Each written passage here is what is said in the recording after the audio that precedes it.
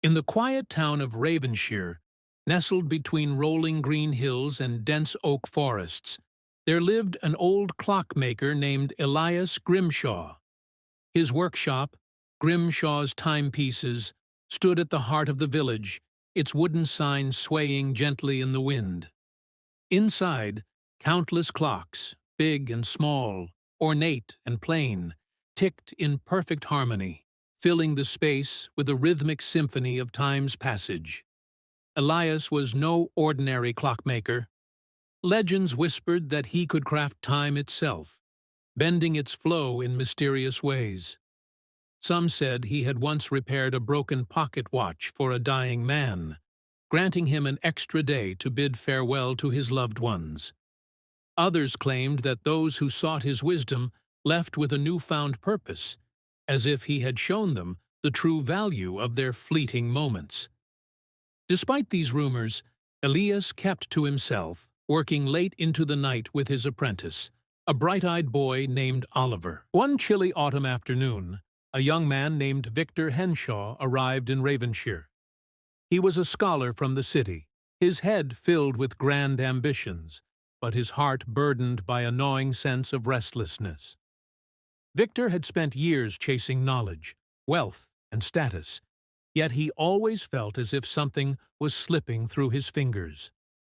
Hearing of Elias's peculiar reputation, Victor decided to visit the clockmaker, hoping to uncover the secret to mastering time. He entered the shop, the warm glow of candlelight illuminating the intricate gears and cogs scattered about.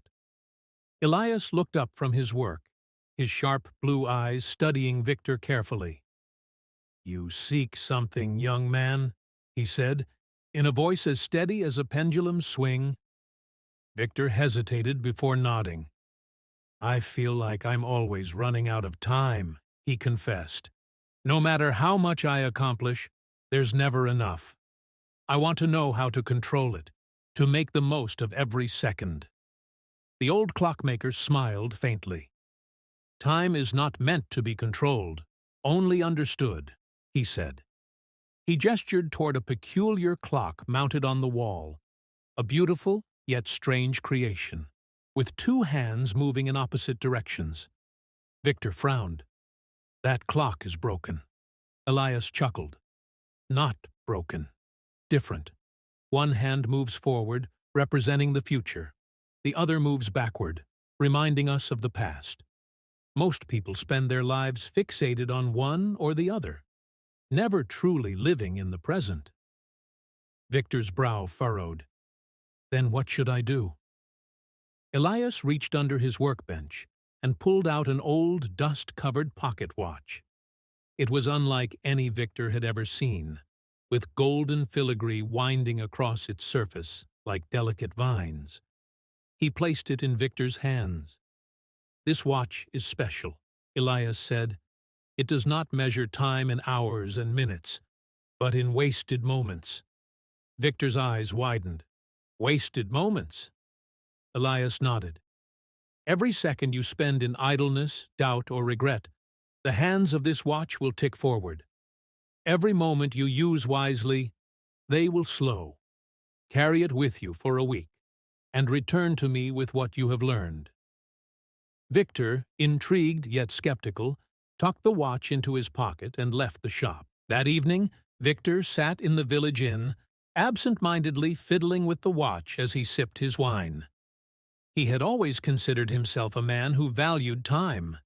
Yet, as he watched the hands move, he was unsettled to see them advancing steadily forward. "Am I wasting time now?" he wondered. "Surely, a moment of rest is not wasteful." He decided to test the watch. He pulled out a book, thinking that reading would slow the watch's hands. To his horror, they continued ticking at the same pace. Frustrated, he stormed out of the inn and wandered the village streets. He passed a group of children laughing as they played, an old couple sitting on a bench watching the sunset, and a street musician strumming a lively tune. He scoffed at them. At the end of the week, Victor returned to Elias's workshop, the watch clutched tightly in his palm. I understand now, he said, his voice quieter than before. I spent my life running, always thinking I was making the most of my time. But I was never really living. Elias nodded approvingly. Time is not about how much you do, but how well you live. Some waste their days chasing things that do not matter, while others, even in stillness, make every second meaningful. Victor returned the watch to Elias, but the old man shook his head. Keep it. Let it remind you that time is a gift, not a burden.